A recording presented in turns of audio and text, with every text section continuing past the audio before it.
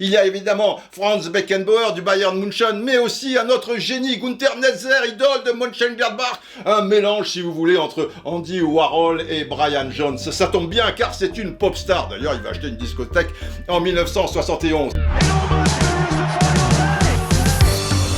Hola, hello, bonjour. Aujourd'hui, nous allons parler de l'Allemagne. Oh, l'Allemagne qui détient le record de victoires dans son championnat d'Europe à égalité avec l'Espagne. Et on va commencer à l'envers.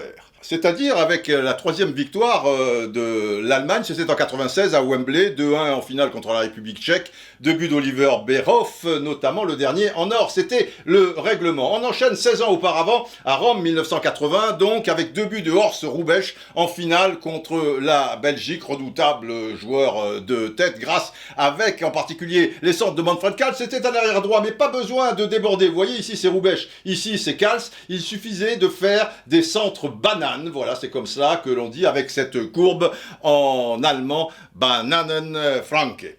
Et puis on va passer aux choses sérieuses. 1972, la première victoire donc dans cet Euro, 3-0 contre l'URSS, 2 buts de Gerd Müller, Der Bomber. Et dans cette équipe, il y a évidemment Franz Beckenbauer du Bayern München, mais aussi un autre génie, Günter Netzer, idole de Mönchengladbach. Un mélange, si vous voulez, entre Andy Warhol et Brian Jones. Ça tombe bien car c'est une pop star. D'ailleurs, il va acheter une discothèque en 1971. Et le match fondateur, il est en avril 72, quart de finale aller contre l'Angleterre à Wembley. Le football anglais est à son zénith. Football allemand, curieusement, au plus bas. Mais avec ce maillot vert, il l'emporte 3-1 et le numéro 10, casque d'or, est éblouissant. Il va réussir d'ailleurs une percée de 60 mètres, balle au pied, qui sera immortalisée par un essayiste allemand qui dira que Netzer est arrivé des profondeurs de l'espace. Aus der Tiefe des Raums.